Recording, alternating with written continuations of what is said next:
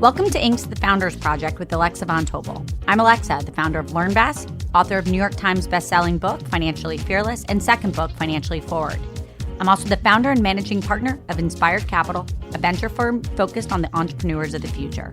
Each week, we sit down with a top founder to share their story of guts, inspiration, and drive. Hi, everybody. I'm Alexa Von Tobel, your host. And this week, I'm excited for you to meet Leif Abraham, co-founder and co-CEO at Public.com, the popular investing platform that allows everyone to invest in stocks, ETFs, crypto, and alternative assets, like fine art and collectibles, all in one place. Leif co-founded Public in 2019 and has since raised over $300 million in funding and scaled to 3 million members.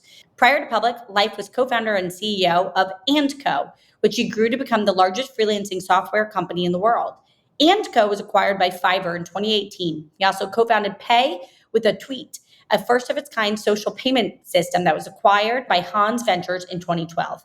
Previously, Leif was a partner at the venture studio Prehype and has held senior roles in product and strategy at RGA and West, where he worked on product experience for companies like Google and Venmo. Leif was named one of the top 10 minds in digital by Adweek, is a double Cannes Lions Grand Prix winner, and has won an MTV O Music Award. And with that, let's welcome my friend Leif. Hi, Leif. Excited to have you here today. First things first, what's Public.com in your own words for everybody out there who maybe isn't already a user? So Public, obviously an investing app. And so we really help people build a holistic portfolio between multiple asset classes. And so think of it as stocks, ETFs, crypto, even alternatives. You can invest in, for example, a piece of art or a collection of rare sneakers. And now also, for example, treasuries, right? So US T-bills are cool again. And so you can invest in that on Public as well. Let's go back to 2019 to the early days of standing up Public. Talk us through how you and Jannick met. And then what was the aha moment where you said, let's go build this new idea, this new version of a finance app? Yeah, so Jannick and I know each other for many years. We had the same mentor, a guy called Henrik Rodelin, who started BarkBox, this like subscription box for dog toys and so on that you might know. Yeah. And he also had this incubator called Prehype. It was basically this like rundown office in the middle of Chinatown in New York. And that's really where we met. That's many years ago. And then I sold my company, he sold his company, and we kind of came together, figuring out what to do next. And that's kind of what Public came out of. Basically, we saw these kind of like two barriers of why we saw most people not really actively being in the stock market or the markets in general. The one barrier was really the structural barrier of like at the time, the median, I think, a savings account for a millennial was like $2,500. For most people, it was very hard to really build a proper portfolio if even a single share of a popular stock, would take most of the savings off in that moment. And then the second piece was really this like psychological barrier where people would just look at it and be like, I just feel this like finance topic is not for me. I can't really touch it. I'm not really a finance person and so on. And so the first one we really solved by being the first to invent real-time fractional investing. So the ability to basically purchase any stock for any amount of money. And the second piece was really this notion of building a community around the stock market so that you could see other people like yourself being active in the markets. And by that, really just like spread some confidence that, you could do it too. Talk a little bit about how you thought about building your user base and what worked for you, because getting to 3 million plus members pretty quickly is a very unusual thing to have happened. So let's talk through that. Very early on, we had this little mantra we basically called you become who you acquire. And so as we were also a community as well, it was important that we were very mindful of who we're actually acquiring in the early days. So not just go after whatever you think the low-hanging fruits are, like get whatever user you can get, but actually being mindful on who do you acquire and who will be the first people on the app that start building the community, but also the first people that are the ones whose data you're tracking, like they're from like a behavioral perspective to see what like how they use the features, the people that you get the feedback from, and so on. And so because we had this notion of trying to build a mass consumer company in the space that was not necessarily focused on day traders or focused on retirement or so on, but something that is really more broad market and therefore also just like growing the market with that as well. Therefore, we also just had this had the strategy to figure out a way to bring more people into the markets that usually necessarily wouldn't expect there yet. So that's why very early on we actually acquired a lot of users by having partnerships with existing other communities. And that's really what was building the first part of the user base, and therefore creating something that represents much more America, so to say, as a whole, than like a specific niche of people that were already active in the markets. You have really focused on forging that emotional relationship with your fans. Talk a little bit about an activity or two that may be different than how other people think about building their user base, fan base. Tell us more about that. The goal should be to build a fan base, not just a user base. And from like a product perspective, you will obviously think a lot about retention, right? How long does a user stay with you? And if you think about retention, you can break it out into two different buckets. One bucket is this like functional retention of like the people stick with your product for the features it provides. But that is also something that's very easy to compete with, right? There's a new cool company coming up that just like does the same feature and a little bit simpler, and suddenly people use that. The other retention is what we call emotional retention. And emotional retention is where people still use it for the features, of course, but ultimately they have an emotional connection with the company. And that is often driven through some sort of value alignment. And that connection is just much harder to compete with. So as you build your company, as we build our company, we've always kind of looked for moments where we can prove our values. And that really comes through in actions, right? We're famous for being, maybe the only investing app in the country that doesn't participate in payment for order flow. We've invented this thing called safety labels, where if a stock is very volatile or risky, we actually show you a little, modal where to like slide to confirm and that you understand the risks to then continue to actually trade the stock and so on. So a lot of things where we try to be on the side of the user and make them also feel and realize that, right? And that, again, just like creates this value alignment. And so, but then also has the effect that, that you're basically giving people arguments that they can use to basically rally behind your company and kind of fight on your behalf. And so when you think of word of mouth, the word of mouth shouldn't just be, oh, you're using this other investing app, I use Public, it's a little simpler, it's nicer. But my reaction should be, whoa, you should use Public. Here's why, bum, bum, bum, bum, bum. And these bullet points are often just things where you are actually standing behind it and that kind of like aligns with your values, right?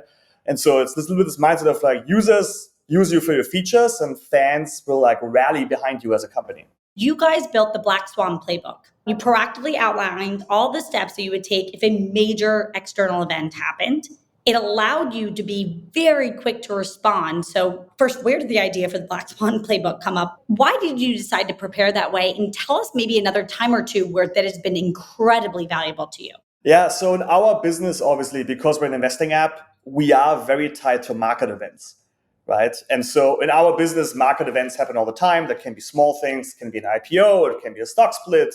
It can be, but it can also be large events like, March 2020, circuit breaker hits because the market just drops drastically within a few days, and so on. And so because in our business, we've always been kind of tied to these market events, and these market events are often also moments for like large organic acquisition that just happens due to the events.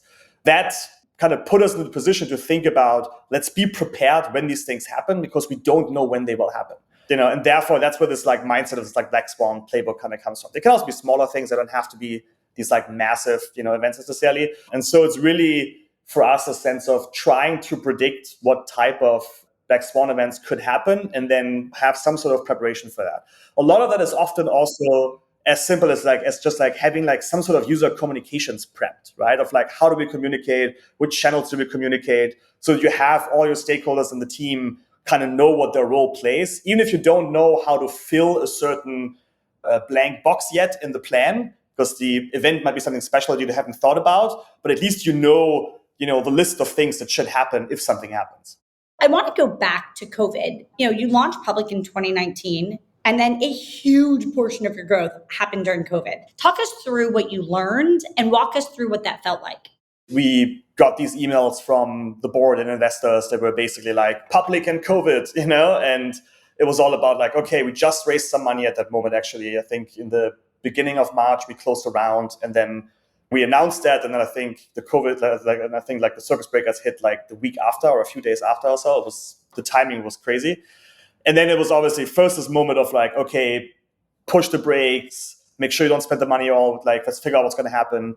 And then while we were doing all these plans on how to kind of preserve capital, we just saw these cohorts coming in and everyone started to deposit money.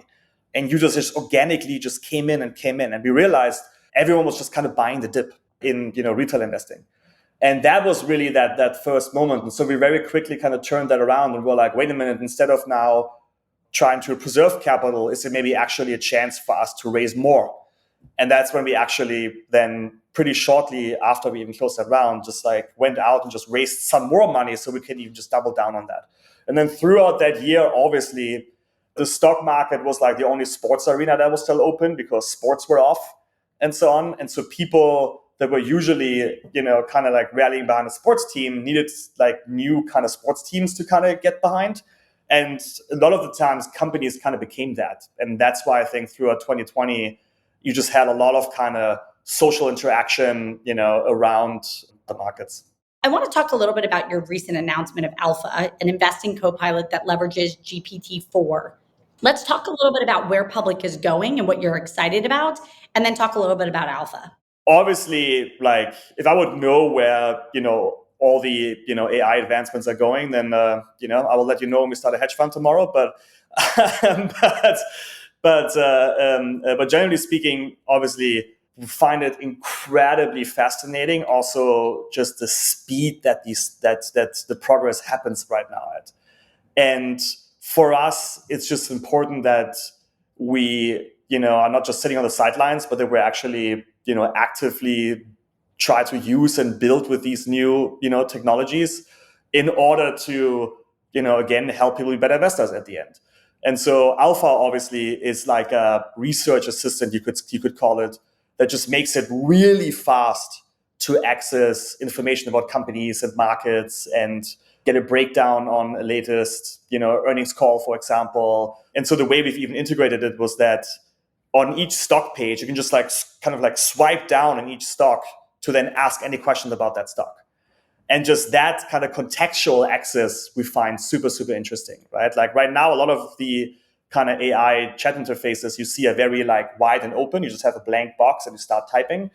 And so these contextual entry points that we can provide there, and by that already kind of giving people a little bit of a guidance of what they might be able to ask about and how they can use this for their own research and so on, we find super interesting.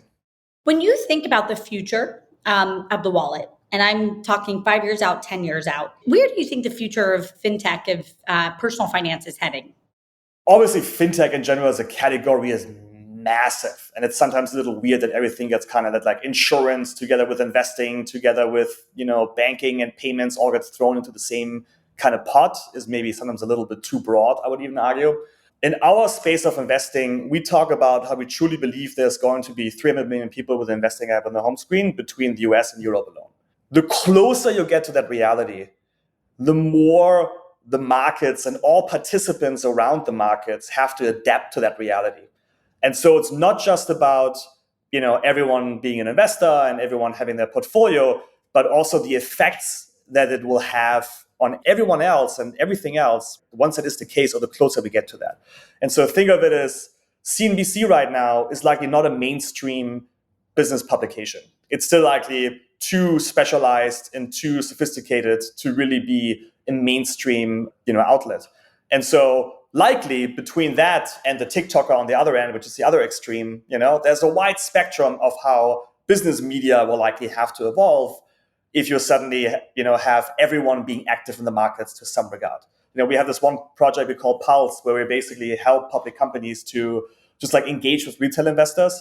Because in the past, that's something that, has been a little bit of an afterthought, but the more the retail investor rises in dominance, the more also these companies suddenly have to take them serious and also have to ensure that, they hand the same information and the same access to all of their investors as they have to, and that includes retail investors. And so I think the closer you get to that reality of all these people being active in the markets, you're going to see a massive shift in the entire space, not just in the specific, services that help you invest. You've talked about the importance of focus, and you define focus as actual sacrifice, things you cannot do, things you have to give up. Can you coach us, teach us on how you think about focus, how you maintain it, how you create that clarity inside Public.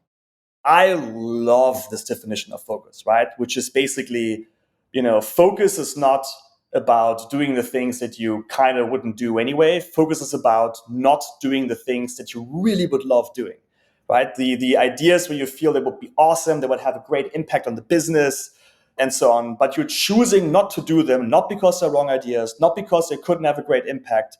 You're only just not doing them because you're focused on something else. I think at Public, if there's something I'm personally very proud of, is that we have an incredibly high velocity of just output in terms of the amount of work we create at the speed that we created with the small team that we have. It's just incredible, and obviously also incredibly fun, but it's just awesome to see.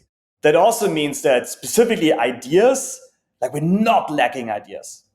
Right? There's a lot of awesome ideas and the icebox is massive, right? Knowing that you have the superpower of the team that can actually make things really quickly and a lot of it actually makes it incredibly hard to not end up doing too much at the same time. The struggle is not necessarily about the great ideas on how you make them or so on, but the struggle is about not making them and not actually pursuing certain things because you're focused on something else.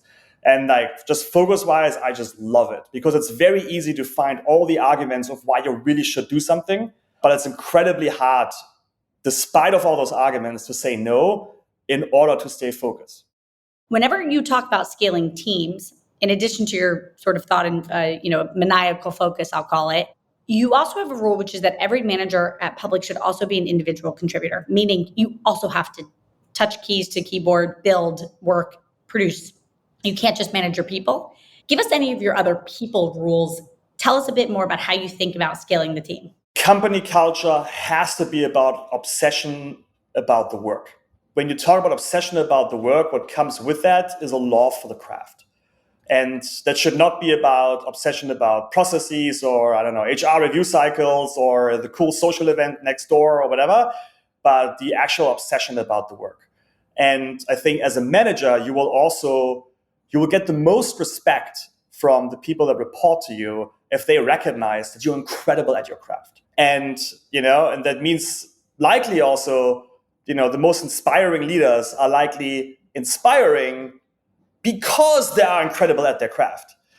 And I think that's just super important. To just be super straightforward, I think there's too many people that think they move in an organization, and the more people report to them, the less they have to touch the actual work. And I think that is just not true. And that, and that is actually can be detrimental to the company culture if that's how people think. Tell me any other wild idea or prediction or something that you think could be possible, just given all of the new technical advancements of the last year or two that you see. So not just the advisor no longer serves 100, but could serve 1 million. What else? Give us one other prediction. Something that we're seeing, and we've obviously also actively participating in, is the securitization of everything. Basically, anything of value can be a tradable asset. And right now, obviously, there's a lot of value being locked away in just it not being liquid enough and not accessible enough, right? So think of real estate, think of even art, right? We find it super interesting if we think of Public as the name states, that it's a little bit also in our responsibility to define what a public market is. So to say, create new ones, right? And that, I think, is something that's going to be super exciting, because also I think you're going to find a lot of people that will start their investing journeys not by investing into the S&P 500 or whatever, but they will start their investing journey, a collection of sneakers that they might have a way better understanding of the value because they're just deep in sneaker culture than they might have of understanding the value of the S&P 500. The more you get into the securitization of everything, the more doors are going to exist for people to enter the markets where people can just start because they feel more comfortable starting and things that they understand. And I think that's going to be a huge unlock. And we'll be right back after a message from our sponsors. Leif, I want to transition a little bit to you, which is, you grew up in Germany. If we go back to when you were young, was there something that your parents did in your childhood that when you rewind the clock, you think has left a big impact on you that has made you more successful in your role as a serial entrepreneur? My dad had a small agency when he's not retired, but he had like a small agency for like human resource marketing or something, like literally like the little job ads you would find in a newspaper, like printed newspaper and stuff, like super old school stuff. He taught me this little kind of point of view. Maybe it's a very European point of view, but it's just this little point of view of that if you run a company, that company is part of society, and therefore you have a certain responsibility with that as well. And the one example that I remember that he had back in the day there was he once put basically more of his own money back into the company when it didn't go well for a certain time, just so that he didn't have to fire people that were on his team that he just didn't want to lose, right? With that, also recognizing that if you run the company and people also lend their time to you, that you also have a little bit of a responsibility for them as well. And that company has also just, a place in society, so to say. You have to treat it as such. Leif, you're a serial entrepreneur. You've literally started everything from an ad network for PC games in Germany to freelancing software, now to a leading breakout social fintech platform. How do you know when an idea is worth pursuing? What does that feel like? I think you don't really know if an idea is good until you really try to make it happen. And you just have to, so like as you go down the rabbit hole, you then basically just have to be incredibly disciplined to not fall for your own sunk cost fallacy, so to say, right? Where you feel like you've spent so much time and so much effort and you kind of sold it to yourself now, right? You pitch it to a few people who feel embarrassing if I would now not do it, It's impossible to know if an idea is good until you really start digging in. You were an outsider to fintech when you started. You even said that you wanted public to be closer to pop culture than to traditional finance. How do you think that outsider lens helped you? I think generally speaking, if you're new to something, it's obviously easier to think in first principles and to just like question things, right? Because you're also learning on the job in that moment yourself. And so you just end up being the person that asks why the most. And I think that just opens a lot of lanes potentially, that maybe people who've been in the space for a long time would just not open, right? And it's a little bit this psychological concept of get educated out of creativity, like the more you learn, the more constraints you've kind of consumed and know about in your life, the harder it is to be in your free thinking. And I think that it totally applies here, right? In that sense. How do you manage stress? Pay it forward. Very honest, I suck at this. So honestly, I love that. Thank you. No, seriously, I really suck at it. And like, I know it's one of my weak points, so to say. Like, I take my work home all the time. I should leave my phone on the counter much more often when the kids are around, which I don't do. And so on. And like, so you tell me. I'm not the best person to ask that question at all. I'm loving this so much because it's just a very honest way to answer. And I'm so grateful that you're being really honest. My last question on you is one thing you hold as sacred. So as a founder, as an entrepreneur, there's kind of something in the business that's like a sacred pillar of it. What is it for you for Public? I think generally speaking, we're all going to be in this industry for likely many decades, or in your industry, whatever industry you're in, right? And so with that, it's just like as cheesy as it sounds, but like be kind, be helpful, play the long game. And I think you recognize, Scott Belsky, the Adobe guy, right? He's an investor also in Public and whatnot. But like he has like one of the things he has this book called The Messy Middle, and there's this one line in the book that I love, which is the end of every negotiation is the beginning of a relationship. I think as you also just go through business, recognize what you leave behind you. Often playing the long game, is basically just like karma credits in the world that will come back in some regard, in some way, and that you will actually be more successful in the long term if you focus on that versus screw over the latest deal as harshly as possible to get your extra next $2 or so on. I'm going to move to the quick fire round. I'm going to ask you a question. First thing that comes to mind is the answer. What gets you out of bed? A 3-year-old. Same. What is a favorite interview question you like to ask people? Tell me something that you would hate in this job. Or like, tell me what you would be annoyed by if it would happen in this job, in your first month or so. What is your biggest pinch me moment to date at Public where you couldn't believe that something went so well? After GameStop happened, we more than doubled the user base in 48 hours. And then we raised $220 million in 10 days. And when those wires actually came in, and we were 40 people at the time or something. And I think Jannick and I looked at each other and were like, this is fucking nuts. Tell me a book that had a major impact on your life. It can be any type of book, not a business book. It can be any book. Powerful from Patty McCord, who was the first chief talent officer at Netflix. And Jessica, who was the one after her, is actually on our board now, which is kind of cool. Because when we started Public, Jannick and I were giving us this book basically back and forth. We were like, let's read about this because we're just so obsessed with how they thought about company culture. And it was kind of awesome that that's where we started. And then later on, Jessica joined the board. And it was full circle. It was kind of awesome. If you have to fast forward and think about the number of days people will work in offices, what do you think it'll be? I hope 5. Yeah, I agree with you. Last question. What's one category of innovation that you're most excited about right now? And it can't be AI, something else. Or is there an early startup that you know about or heard about or even have invested in that you are really bullish on? Starlink. I think truly having internet available anywhere in having true high-speed internet available anywhere in the world, and even knowing that real high-speed internet even is not even present throughout the entire US, which is really effing bad. I think that is going to create so much opportunity we don't even know yet. And is there a startup you want to give a shout out to? Shout out to Formation, who is formation.dev. They're basically, it's one of my angel investments, but they're basically helping engineers to keep developing their craft and then helping them also place them in large tech companies to then, obviously also make more money for them and so on. But I think it's a phenomenal service that they're providing.